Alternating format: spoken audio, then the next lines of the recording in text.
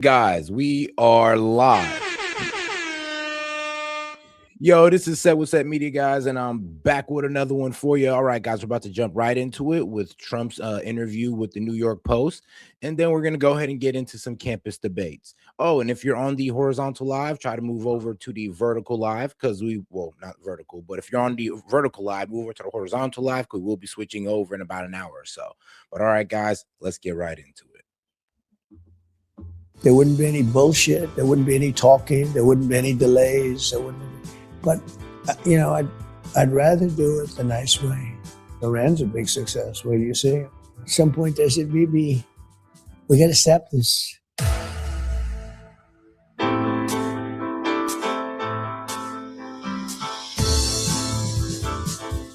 Thank you, Mr. President, for joining Pod Force One again. We're in the Roosevelt room. Teddy Roosevelt's portrait is above your head. Right. Tell me, is he one of your favorite presidents, and why? Well, he was a good one. Had a lot of energy, loved the outdoors. He was very good for the parks, the national parks, and lots of other things. He was a very good president. Now, he inherited a lot of money for the country because of tariffs. We had William McKinley, who made the country very rich. And as you know, he left office unexpectedly. You know how he left office, right? He was assassinated. And Roosevelt also was shot. He was shot too. Hit him hard in a wallet. Yes. Right by his heart. And then he wanted to finish the speech, and maybe he did finish the speech, yeah. So he was, but he was a very good president. And he staged fights in the White House lawn, just like you. He did. USC. Did you get a copy of did you see what's being built? I have, yes. It's wonderful. Do you have shots of it? We will. Yeah. You have to. It's incredible. I'll tell you what's happening. The UFC is having a big fight on June 14th, and it's going to be a great event. Everybody wants to come. Teddy Roosevelt actually fought himself. Are you planning to get into the cage? We'll have to think about that. That sounds like not a good idea. I don't think the First Lady would be thrilled, or the Secret Service. It'll be very exciting, June 14th. And you're flying out to the G7 that night. Then right after that, I leave for the G7. Wow. So I'm an active president. You are. As opposed to some of our other presidents. How are you going? Because there's an enormous amount of stress on you since the last time I talked to you. Yeah. You have every problem in the world weighing down on you, and you've been very active with Maduro, with Iran, trying to sort Ukraine out, the economy, energy. How are you managing to bear all of that? Well, one thing is working out well. Venezuela was a big success. Iran's a big success. Where do you see? That'll be a very big success. We've essentially defeated the military. We'll see what happens. We're working on a deal. And if that happens, fine. If it doesn't happen, that's okay too. We'll do it the other way. But the economy is unbelievable. We just hit another stock market high today, all-time high, 71 times in the short period that I've been here for the second term. I swear, this was going to kill people about Trump, though. It's like you can't keep mentioning the stock market while Americans are still suffering from unaffordability. Like inflation's up to 3.8% and wages only went up 3.6%, aka inflation is outpacing wages. Prices are outpacing how much we get paid, and that's just not a good thing. You can't keep sitting here talking about, the stock market when things are getting more unaffordable for Americans. 71 times we've been at a new high. They really matter. And whether we like it or not, that is a big indicator of where we got people. 401ks are all high. They're all setting records. What about people who don't have 401ks and they're worried about gas or groceries? We hear about that a lot. I inherited very high prices when I came in. Guys, make sure to like the video and smash the like button or double tap that screen, guys. Appreciate the support. Inherited the highest inflation in the history of our country. Biden had like 9-10% inflation.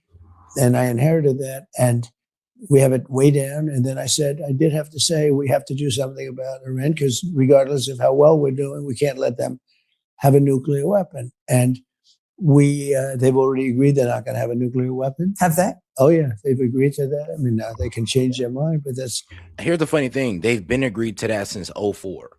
Actually, they had a whole religious law pretty much saying that they will not have a nuclear weapon ever, because it's a sin against God. So if the goal was to make sure that Iran was never getting a nuclear weapon, they knocked that out for us like 22 years ago. That was one of the things they had to agree. They've agreed to that. That was the big thing. How do you know the people you're talking to there are actually the people making the decisions? So we had various levels of people, and the first set is gone, the second set is gone, part of the third set is gone, and the people we're dealing with, we know they're the people that are leading the country right now. Is it the gay Ayatollah? He's involved, absolutely. Really? Yeah, I think they have a lot of respect for him. So is he's compos mentis? He's not sick in hospital in a coma, as we've been told? I don't know. No. I haven't had the. No, he's not. He now, from what I've heard, is that it does look like he did sustain some heavy injuries, some critical injuries, like he's lost a leg, his lips has been burnt off, because he was actually caught in that strike that killed the old Ayatollah, but he managed to survive, and it looks like it was barely. But he's able to talk, he's able to give commands, but he is just put up somewhere. And they said they even had to fly him out a prosthetic leg out of Russia. So we'll see what happens when he make his debut. It looks like he's already going down the path of his father, because even his father sustained heavy injuries during his rule. Privilege of meeting him, Right. but I'm not hearing he's doing great. You're doing better, right? That way, he's not. If you believe the stories, he's missing a lot of different parts. So who's making the decisions? Well, they say he is giving. Oh, guys, like I said, let's make sure to get those likes up by double tapping that screen. Let's try to get more people in on the conversation. And oh yeah, and like I said, guys, if you're on the vertical, try to go over to the horizontal, because I'm gonna close off the vertical in like an hour. Approval, because that's the way it has been for a long time. His father and then him. I guess it's a succession, but we seem to be getting along quite well. Would you like to meet him or meet any of the Iranians in person? I've never thought of it, actually. It's a very good question. I'll think of it. Yeah, I'd like to meet him. I like to meet everybody. I'd like to meet him. We probably will meet at some point, depending on how it all works out. And how do you see the economy, Iran, by, say, Labor Day, September 7? Where's our country going to be? I think we're going to be in very good shape. We're in good shape right now. We have the blockade, which is amazing. Our Navy is great. Our military, we have the strong. Yeah, the naval blockade is not really working. Like I said, they can get to China through the Caspian Sea or through Pakistan. They can get to Russia through the Caspian Sea. And of course, they got their shadow fleets that's, making it through the strait, just taking different routes using, fake AI geolocation to pretty much fake their coordinates. I mean, they're doing the most just to get past this. And here's the thing, they're not even utilizing the passage that they can take through Pakistan or the Caspian Sea. They're just utilizing these shadow fleets that they have. Longest military in the world. I built the military on during my first term, and I'm using it during my second term. I didn't think I'd be using it this much.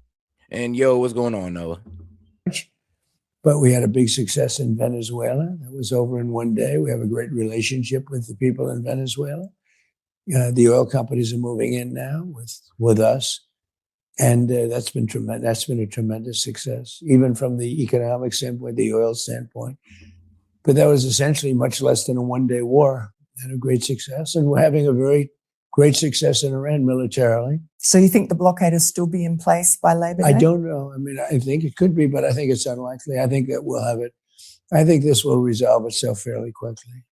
The media is almost universally saying, Iran's got you in a corner, that the Hormuz Strait is a big problem. That's their trump card. What do you say to that? Well, they know that. They kind of do got them in a corner. I mean, we can't remove them by force. And if we could, we would. And we wouldn't be trying, work things out diplomatically. And I'm happy that we're doing that. I'm happy that we're taking that route. But let's be real, though. If we could remove them off the strait by force, we would have done it by now. It's fake news, just fake news. And most people, I mean, the professionals, the ones that aren't just jaded and sick, they're mentally ill, or Trump derangement syndrome. Let's put it this way. Iran has no Navy. They have no Air Force. They have very few soldiers. They have no leadership. The leadership, the original leadership is wiped out. As I said, the second leadership is wiped out. Some of the third leadership is wiped out. Their economy is crashing. They have 250% inflation. They have everything that you can have that's bad, they have. And then if you read the New York Times, you think they're doing fantastically. It's amazing. Now, our country, on the other hand, has the best stock market we've ever had. But all right, guys, I'm about to go ahead and shut it down on the vertical live. If you're on the vertical live, make it over to the horizontal. Just had to test that out to see. But all right, guys, I will be closing the horizontal live now. Go ahead and make your way over to the other live. Appreciate it. And all right. We have, with the exception of the oil for a short period of time because of the war. I mean, other than that, we have very little inflation. The country is doing fantastically. We're leading the world. We have $18 trillion being invested in the country in just 11 months, whereas the past administration, Sleepy Joe, had less than. I mean, here's the thing, $18 trillion in investment. A lot of that was coming from the Middle East. I'm not sure we'll still have that investment because we're going to have to reallocate some of that to rebuild their infrastructure. So I'm not even sure about that $18 trillion in investment no more. He had less than $1 trillion, and we have $18 trillion, which is a record for any country anywhere in the world. The record was $3 trillion, and we have 18 coming into our country. That's 11 months. And when will that be felt by people? It's being felt in now. Gas prices. Well, you see it in construction jobs because factories are being built all over the country, auto plants, it's being built. We have more auto plants under construction now than we had during our prime. And in terms of prime automobile.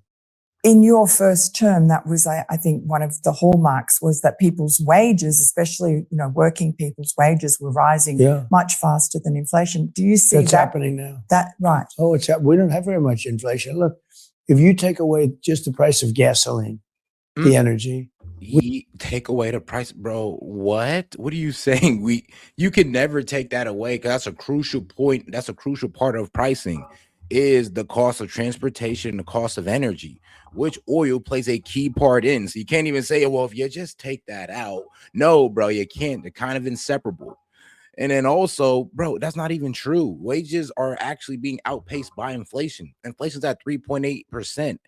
Wages are only up 3.6%. So by 0.2%, inflation is beating wages. And I'm pretty sure by next month, it's going to look even worse. Hopefully not. Hopefully I'm wrong about that because the jobs report actually did look pretty good from April. We have very little inflation. We're doing very well other than this. So, but that's a big puller, energy and gasoline and all. That's a big factor. People feel it. So it's it's a very important item. That'll start coming down. But and shout out to Noah. No, I will admit though, gas has taken a dramatic fall. Like gas is like at what, $4.10. So it was almost tipping towards $5. Then it takes pretty much an 80 to 90 cent drop to down $4.10 to around this $4.20 area. And then some areas is still like $4.40. So gas did fall, but it's only because we're dumping our strategic reserves. It's not because of anything good that's happening in the Middle East. It's because we're dumping our reserves. And once those reserves are running low, we might see a spike in gas, like something we ain't never seen before. And hopefully that doesn't happen. Hopefully we can end this conflict and get the Strait open before that. But if we don't, and the Strait remains closed, and we just rely on our strategic reserves, and we're going to see a crazy spike in pricing when it comes to gas, of course. Down very rapidly as soon as this ends. When it ends, but what we will have is we'll have a situation where Iran will not have a nuclear weapon. Yes. And that's really more important than all of it. We want low gasoline. I had it down to $1.85 a gallon. Think of it, $1.85 in Iowa. I was in Iowa just before the war started. And I had it down to $1.85 a gallon in various parts of the country. And it'll be back there again at some point in the probably not too distant future. I think as soon as it ends, it's going to come. It's already, by the way, it's already way down. You know that. I mean, I saw it the other day. It's $98 a barrel. Yeah. So everyone said it was going to be $300-400 a barrel. Yeah, but before the war, it was hanging around at $60 to $70 a barrel. So now there's at like 80, 90. That's not an improvement. That still shows that. I mean, look, it's a little better. But the only way prices are going to get back to normal is if we get back to that $67 per barrel that we were at before this conflict started. I mean, maybe even a little less, because right now Brent crude is at about $94, and the WTI crude is at 92. So it's heading down. It's going in the right direction, but we're not out of it yet. But hopefully we can keep going in this direction here. It's $98 a barrel. But that's not a big price to pay if you look at the possibility of them having a nuclear weapon. It's not a very big price to pay. And are your tactics where you say something and then change it and then do a peace deal and then break the ceasefire or whatever, is that all about trying to keep the Iranians off balance? Are you sort of messaging to them? No, because people at home sometimes I hear that they feel anxious and confused. That's good. That's good. It's if good. They're confused and the Iranians are confused. Right. But no, it's just the way I am. It changes. I mean, I could leave here, I could give you an answer, and then in 20 minutes go into the Oval Office and say, how are things going? And I realize my answer is now incorrect, okay? I could come back and say, Miranda, do me a favor, let's change the old answer because it's incorrect. But I think it was. Is that part of the art of the deal? No, it changes. Facts change. I mean, to be fair, it's just inconvenient. Yeah, it just happens to be like that. Facts change or the situation change on the ground. So what he might said like 1 hour ago may be completely untrue like the next. Like what his people told him like, oh, well, we could take out Iran in like, 4 days to 2 weeks. Well, then once it popped off, I'm pretty sure his people doubled back and was like, okay, yeah, I ain't gonna lie. It ain't gonna happen in no 2 weeks. But maybe a month, though. Maybe we can get him out the way in a month. And not Trump's people, not our people, CIA, but the Mossad, because that's who Trump was listening to when he got himself into this conflict/war. And this thing, some things quick. This is rapidly changing. We've dealt with Iran for 47 years, and they've killed many of our people, and they killed many people all over the world. The state sponsor of terror, #1 in the world, and it's rapidly evolving. And it's evolving good. It's going to be very good. They're not going to have a nuclear weapon. Lots of other good things are going to happen. And we're going to have something that I say we did a little excursion down to the beautiful country of Iran, or as they say, the Islamic Republic of Iran. And we did that little excursion knowing that, hey, I just hit the highest stock market price in history. Had very little inflation. And I said, gentlemen and ladies, we're going to now have to make an excursion because we can't let them have a nuclear weapon. That's what we've done. Do you wish you waited until after the midterms? I could have, but no, because this is too important. If I did that, they would have had a nuclear weapon. So they would have had a nuclear weapon 2 weeks after the B-2 bombers struck. Which is a lie, because let's be real. One, Iran and Israel were evenly destroying each other. And first off, Iran didn't have a nuke. Israel are ready to hit their nuclear facilities. So, I mean, how are they even going to get to one in 2 weeks? Make that make sense. And once again, they never had no wanting to go towards a nuke. And of course, why did they build their bases underground? Well, let's be real. For, I don't know, the past 20 years, we've been talking about getting into it with Iran over their nuclear capabilities. So in their minds, they think that building a base underground or building a nuclear facility underground for, just enrichment purposes or civilian purposes was a good idea. I know all it did was build distrust, but in their mind, it was a good idea because they seen our imminent attack coming. I mean, especially when it came to Israel. Like, what do I say, guys? The more aggressive we are towards Iran, the more we push them towards doing things that we don't want them to do, like building underground facilities and, of course, enriching towards 60 or enriching at 60%. Like all these things that they're doing right now is because of U.S. aggression. Tough. So if I did that, they would have had a nuclear weapon. It would be wonderful to say, oh, let's wait till after November. But no, this is too important. Has it set you back, you think, in terms of how Republicans will do in the midterms? Well, I don't know. I mean, everybody I endorse wins. I mean, everybody. You saw that. Yo, Josh. Every single person I endorse wins. So I don't know about that. But again, there's a very important moment in history. We can't let this happen, what was going on 47 years. This should have been done for 47 years. This should have been done for a lot of presidents and other people. Other countries should have done this. Remember those days in your early 20s when you could survive on 4 hours of sleep and caffeine? Man, I could still do that now. What you talking about? I'm just playing. All right, guys, let's get back to it. What are you effing doing? I helped you stay out of jail. Is that true? Did you speak to him in those terms? I did. I wouldn't say angry. I was a little bit perturbed. All right, no, we need to get back on. Hold on, let me make sure we catch this, because this is where he talks about BB and how he pretty much went off on him on the phone, going like, "Bro, one, you don't know what the f you're talking about. You don't know what the f you're doing. All you're doing is making things harder on not only Trump but the American people through prolonging this war, not allowing it to come to a ceasefire because you want to take over Lebanon." com/. You had a phone call with Bibi Netanyahu, the Prime Minister of Israel, in which you were angry with him. You said, "Are you effing crazy? What are you effing doing? I helped you stay out of jail." Is that true? Did you speak to him in those terms? I did. I wouldn't say angry. I was a little bit perturbed at his constantly fighting with Lebanon. At some point I said, Bibi, we got to stop this. We got to stop it. But I have a very good relationship. We've done well together. He always says, we could never have done it, but everybody knows that we could have never done it without the United States. But I've worked very well together. I like Bibi a lot, and I've worked very well with him. We had I'm a wartime president. He's a wartime prime minister. Very important part of the world. And I think we've done, very well. We've gotten along very well together. What do you say to people who claim that Bibi Netanyahu tricked you into going into Iran? Well, they're just, the enemy. They're just, the Democrats, DUM. These are. I mean, let's be real. Like, come on, Trump. The way this war is working out, it just looks like they tricked you. Like, please tell me, like, how's this helped anybody but Israel? Israel's been asking for war for Iran, asking to go to war with Iran for, decades. And for some reason, you gave it to them. And for some reason, people want to paint it as, oh, Trump was the only person who had the balls to do it. No, he was the only one gullible enough to believe the Israelis' lies about how Iran is going to be easily toppled.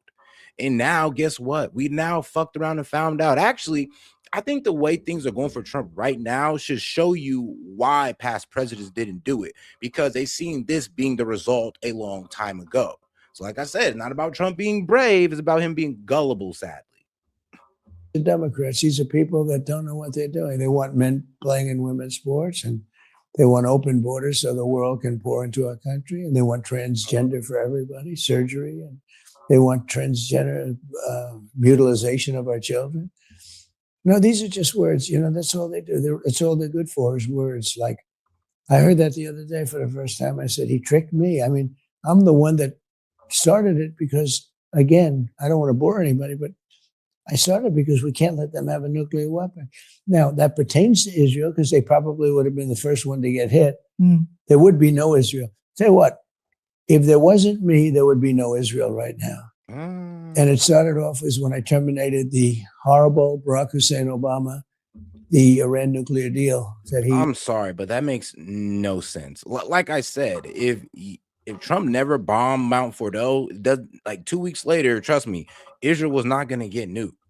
Like, let's be real. Our intelligence community already said that they're at 60%. They have no weapons. They have no weapons manufactured. Or no, my bad, but no nuclear weapons program. They're not even going towards 90% enrichment. So pretty much Trump is going against our intelligence community. And this is why the intelligence community is talking to the media, pretty much making Trump look like an idiot. Because they're going like, yeah, everything we told you is turning out to be true. We told you don't get into this war. We told you Bibi was lying and oversimplifying it, and you got into it. Now you're telling the American people all this bullshit that's not true to try to sell to them like we're actually making progress in this war, but we're not. And now we're over here conceding to the Iranians, making the Israelis stop in Lebanon. We're over here conceding to the Iranians, pretty much saying, okay, well, I guess we'll just give you some sanction relief to get the enriched uranium like Obama did and open up the strait.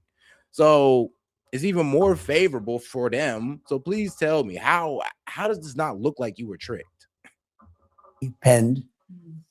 And that would have given Iran that was a road to a nuclear weapon, and I terminated it, which was lucky I did. And then I stopped it a second time with the B-2 bombers flying in and bombing the hell out of them. They would have had a nuclear weapon if I didn't do that attack, which, very few people would have done it. If I didn't do that attack, Iran would have had a nuclear weapon and they would have used it almost immediately. Yeah. And speaking of Barack Obama, there's a senior intelligence official that worked under Obama who's now come forward to. And the fear mongering is real. Like I said, he got to sell it like that because he knows damn well it's like, yo, we're in this conflict. We're pretty much not getting the best results out of it. And the only way you can sell it to the American people is, well, you know, if we didn't hit them, they were going to have a nuke. That's actually not true whatsoever. And even our intelligence community went against that. Shout out Tulsi Gabbard and Joe Kent. The Inspector General and said that he's analysed that Dirty 51 letter that falsely claimed Hunter Biden's laptop was Russian disinformation. And he said that was a deliberate, concerted deception operation by the CIA to stop you winning the election. Well, you wrote a good book about it. Yes. Maybe the best. And I always appreciate it. That's one of the reasons I'm doing this interview, because I shouldn't be here right now. I'm supposed to be someplace else. But I'm doing it because it's you. Thank you. You wrote really a great book. It was a whole fake. The whole thing was a fake. And they were trying to say that his laptop, you called it the laptop from hell. And you said you got called the it term that. from me. Yeah. And I never asked you for 10% or 25%. I should have said, give me 20. Because that book was a big success. Yeah, it was. And you called it the laptop from hell. It was a great term, you have to say. But think if they didn't have that laptop. Think if he didn't give it to the repair shop. Yes. Or if you picked it up. You know, the guy kept calling him, pick it up, pick it up. After, 10, 15 phone calls, he opens it up and he sees what's in there and he couldn't believe it. But polls show that you would have won the election if people had known about it and it was censored. And the Dirty 51 letter, those CIA former directors, they rigged the election. Yeah. And here's the thing. There's no way to know for sure if the Hunter Biden laptop would have really made a difference. But it had definitely lost some people on Biden's side. Because I'm like, yo, what the F is your son doing? It's like, you're over here acting senile and your son's over here crashing out in his laptop, smoking crack and effing hookers. I mean, what the hell is going on, Biden? So I'm pretty sure you'd have lost some people with that, but I can't sit here and say for sure that I'd have swayed the election for Trump. I mean, is the Department of Justice looking into? Well, I won't get into that. Okay. But they're looking into plenty of things. Mm. No, the election was rigged 100%. Now, the only thing I can say is that I think we're probably having a better term than if it was a second term. I won it 3 times. Yeah. But I think it's a more important term than it would have been if I did it the other way. A lot of damage done to the country by Joe Biden. That's right. The one thing is that we wouldn't have had 25 million people pouring into our country. That's a big thing. Mm. And we wouldn't have had the war with Russia and Ukraine either. Yeah. That's a big thing. I don't know about that. So many people have died. Mm. And they're losing 25,000 people a month. I mean, here's the thing. You know what? I say I don't know about that, but here's the thing. That's only if Trump would have actually been able to get NATO to back off of getting Ukraine into NATO. If Trump was able to get them to back off that, that demand that they wanted was get Ukraine into NATO, and that was going to put a military alliance on Russia's border, which was Putin's red line. If Trump could just stop that right there, then maybe Putin might have not invaded Ukraine. Because let's be real, through that action right there that NATO was trying to commit to, it gave Putin one hell of a good reason. I mean, I'm not saying that he wouldn't have done it anyway. I'm just saying at least would have took that really good reason off the board.